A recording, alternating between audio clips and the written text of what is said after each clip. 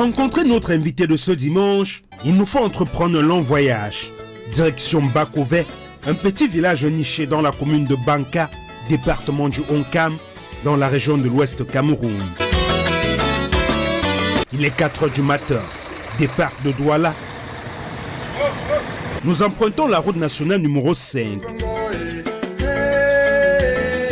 Parcourant près de 200 km jusqu'à Bafang, chef-lieu du Onkam. Bienvenue au centre-ville de Bafang.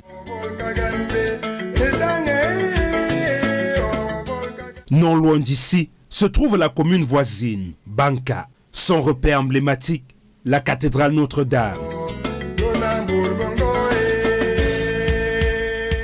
Mais Banka, c'est aussi le célèbre rond-point Panchi, carrefour stratégique. Depuis le drame de la falaise de Tsank, ce point est devenu une référence pour les voyageurs en partance de Douala vers Bafoussam, Banjoun, Baganté et bien d'autres destinations. C'est de là que nous prenons la route pour Bakoven, à une quinzaine de kilomètres du centre-ville Banka. Nouvel arrêt obligatoire, le carrefour Bassu, situé cette fois-ci dans l'arrondissement de Bandia. C'est ici que nous quittons la route principale pour prendre la piste qui mène vers Bakoven. Et dès que l'on s'engage sur cette route de terre battue, c'est tout un autre monde qui s'ouvre à nous. Environ 7 km et nous y sommes presque.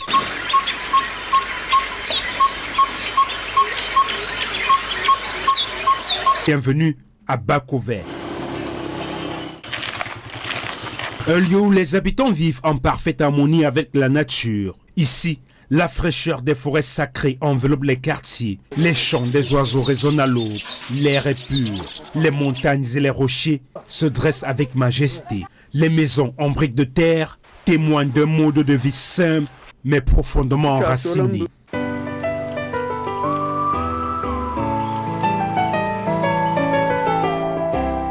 Est-ce cette atmosphère apaisante qui a poussé notre invité à s'installer ici? Il est temps d'aller lui poser la question.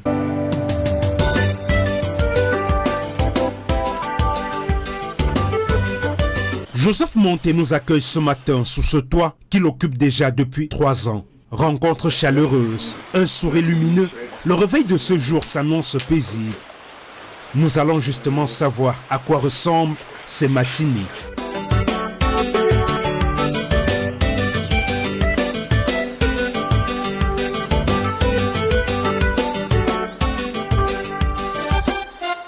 Une routine en toute simplicité.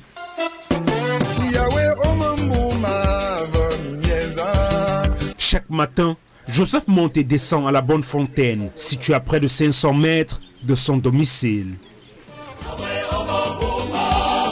Cette source d'eau.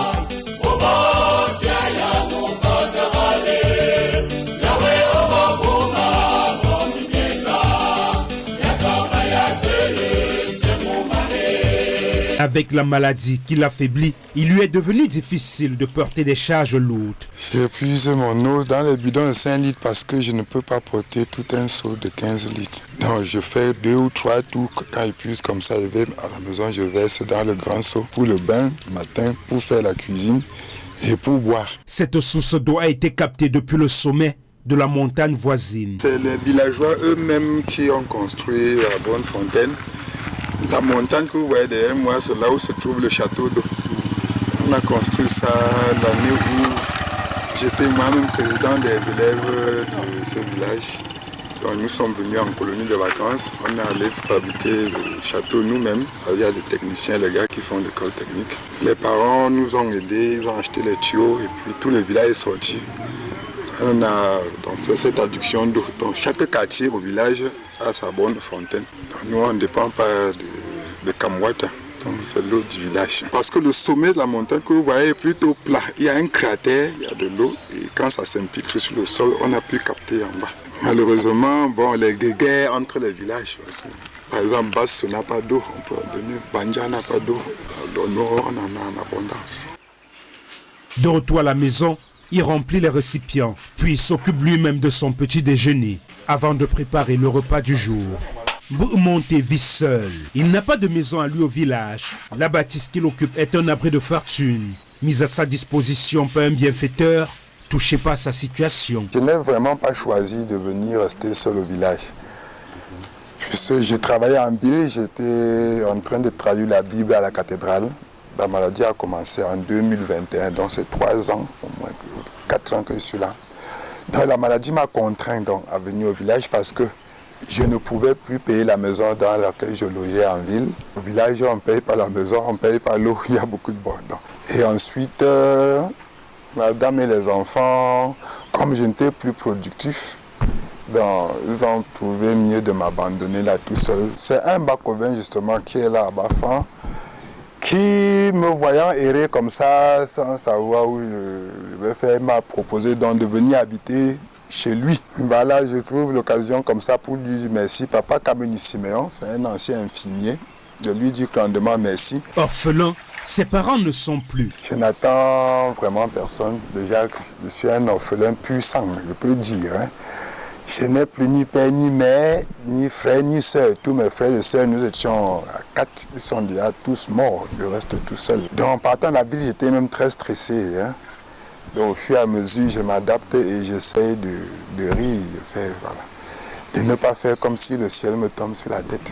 L'issue d'un foyer polygamique, la casse de sa mère aujourd'hui en ruine, est tout ce qui reste du patrimoine familial. Là, c'est la cuisine de maman qui est détruite et ça sert maintenant de caveau familial. Il y a beaucoup de tombes là derrière. Il y a la tombe de papa, la tombe de maman, la tombe de mon grand frère, la tombe de sa fille, la tombe de mon petit frère. Dans le village, tout le monde le connaît. L'homme que l'on appelle Boumonté était destiné à devenir prêtre. Mais contre toute attente, il a été refusé le jour même de son ordination. Un choc profond, une incompréhension douloureuse. Il s'est alors tourné vers l'enseignement, surtout vers sa grande passion, la musique gospel. J'ai été tout contraint, vous savez, bon, j'ai fait le grand séminaire. J'avais pour intention de devenir prêtre. On m'a renvoyé presque le jour de l'ordination. Et sans me donner aucun diplôme, hein. Donc j'étais obligé d'aller à l'université de Douala, recommencer en première année à 30 ans. J'ai fait une licence en philosophie et en allemand.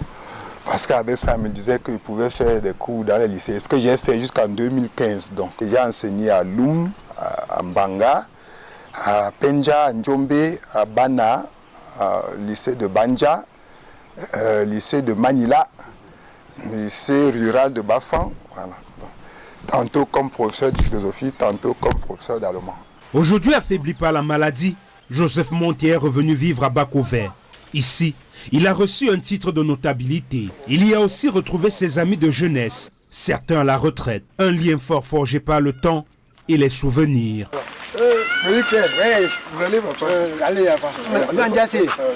Nous sommes connus en conscience, ça fait presque 25 à 30 ans aujourd'hui. Il fréquentait au collège Lélé sans publicité. Il venait à la Janda aussi en plus pour jouer la musique avec tous les musiciens du collège. C'est comme ça qu'il descendait à la cathédrale. Il était à la cathédrale, il était maître de chant. C'est comme ça que il nous apprenait, il nous amenait même, nous ses petits frères, il nous amenait à jouer au balafon. C'est lui qui m'a appris à jouer au balafon. Donc quand je joue au balafon, il me connaît même la tête, il dit non, c'est pas comme ça qu'on joue, tu dois jouer comme ça. Je veux fendre ma tête pour te mettre la sagesse, ce que tu apprends. Boumonté, c'est notre frère, c'est notre icône du village Bakovin. En plus, dans le Onkam tout entier. On a grandi ensemble. Mais quand il était au séminaire en Konsamba, quand il venait souvent sur le village, on se promenait ensemble, on partait au champ, on faisait tout ensemble. Bon, comme moi je suis malade aujourd'hui, je suis revenu au village, je l'ai rencontré encore au village, ça m'a intéressé. Bon, ce qui me fait du mal parce que lui il est malade. Chaque jour on est toujours ensemble. Même pour faire notre cuisson, on est toujours ensemble. Boumonté, c'est notre frère du village. Depuis 3 ans, il est au village avec nous, malade. Chaque jour, il vient se ravitailler chez moi. C'est un homme bien. À part la maladie qui lui est frappée, c'est un homme bien. Tous s'accordent à dire que Joseph est un homme de talent, une voix singulière, une âme sensible. Je voudrais d'emblée dire ici que j'ai rencontré celui qui est devenu mon frère Monté par le canal de sa chanson. Sa chanson a précédé notre relation. Elle a été quelque chose de significatif pour moi. Et puis lorsque j'ai véritablement connu sur le plan physique cette personne exceptionnelle, ce musicien talentueux, nous avons fondé une véritable famille. C'est quelqu'un qui, pour l'Église catholique romaine, est une source d'inspiration, une source intarissable.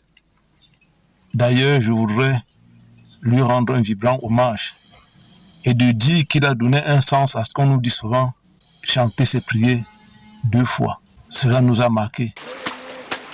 Ma première fois de le rencontrer, c'est quand je venais encore au village tout petit pendant les vacances. À l'époque, il fut le premier président des colonies de vacances. Donc, pendant ces activités, on courait aussi derrière, comme les petits-enfants, parce qu'on voulait être aussi comme eux. Entre-temps, on a grandi, on s'est séparés. C'est plus tard, chacun de son côté, je suis qu'il est maintenant au séminaire. On n'avait plus jamais l'occasion de se revoir. Mais un jour, j'avais pris un cas de transport. J'ai suivi un gospel en langue féfé. Ça m'a un peu touché. Quand j'ai suivi pour la deuxième fois, j'ai posé la question de savoir qui a fait ça. On m'a parlé d'un certain Joseph Monté. Je dis, mais Joseph Monté, est-ce qu'il peut être celui que je connais? Avec le temps, j'ai compris que c'était lui. Bakoven est aussi une terre agricole prospère. Joseph nous conduit au petit marché local, un lieu où les Bayam-Selan viennent s'approvisionner en bananes plantains, destinées ensuite au marché de Douala. Donc d'ici 15 heures, quand les gens rentrent, il y a les Bayam-Selan qui viennent ici presque tous les jours. Donc on ne peut même pas dire que le jour du marché de Bakoven c'est tel jour. C'est ce que nous avons à Bakoven vraiment en surplus. Bon, c'est vrai, il y a le sable, il y a les prunes, mais ça, en premier, c'est la banane. Nos prunes noississent ici vers le mois de juillet.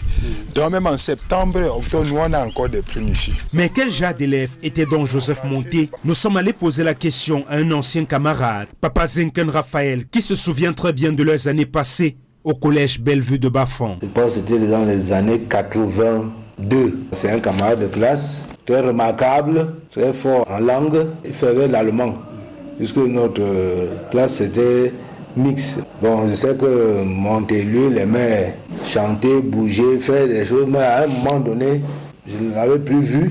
Mais après, il est revenu. On nous a dit qu'il voulait même être prêtre, et puis ça n'a pas marché. Et je ne sais pas, il a expliqué que les autres étaient contre lui, et puis c'est même ça qui l'a inspiré à sortir une chanson où dit que ceux qui méprisent le Fils de Dieu, bon, à un moment donné, peut-être on avait même interdit ces chansons à l'église. Mais ça a été tellement aimé et puis dominé par la force des choses qu'eux-mêmes ils ont été obligés de laisser. Pour ses amis, Joseph a besoin de soutien, celui des membres de sa communauté et surtout de l'église, premier consommateur de ses œuvres musicales. Nous qui avons été bercés par son chanson, devons nous montrer très sensibles. Et je voudrais par ici lancer un appel à tous ces âmes de bonne volonté pour qu'on lui apporte l'assistance nécessaire. Si M. Monté, à travers ses chansons, a été suffisamment célèbre, il faut reconnaître, comme tel est le cas pour beaucoup d'artistes, que la gloire n'apporte pas toujours les moyens financiers. Il faut que nous l'aidons à se remettre sur pied. Parce que je suis sûr, il a encore plein de talents à démontrer.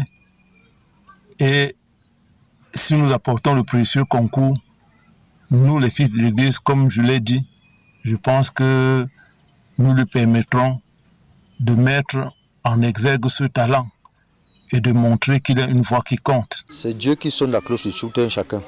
Quand tu dois même être riche, il y a le temps que Dieu va sonner ta cloche, tu seras aussi riche. Et tu seras aussi comme les autres. Même sa maladie, je crois que dans toutes les églises on prie.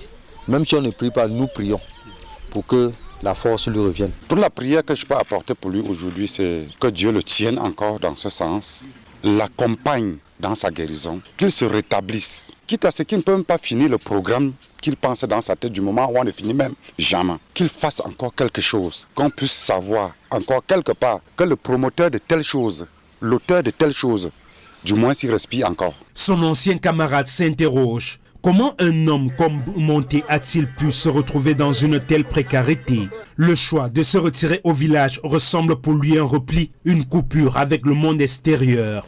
Normalement, au lieu qu'il qu'il aille plutôt dans un village où il va rester. Il faut qu'il sorte, qu'il vienne vers les gens, se frotter aux gens et puis expliquer. Hein? Il y a beaucoup de... Lui-même, il sait. Et pourquoi, quand il part plutôt rester au village, c'est que peut-être lui-même, peut-être qu'il ne veut plus vivre. Il a été même professeur au lycée de philosophie. C'est un brave garçon. Il ne peut pas manquer comment gagner sa vie. Quand lui-même il se reconquérit, il part rester au village, là, il a tort. Il faut qu'il sorte de ce village-là. Il vient vers partout là. S'il passe même seulement avec sa chanson là, les gens l'aiment bien. Partout là, avec ça même, il ne peut pas manquer de quoi manger. S'il pose même son problème de maladie, on va l'aider. Sa musique, en tout cas, a franchi les frontières. Religieux, athées, païens, tous trouvent en elle une part de vérité, une émotion sincère. Comme le diraient certains, Joseph Monté n'a pas été ordonné prêtre, mais il a prêché dans le monde entier, non pas avec une soutane, mais à travers sa musique.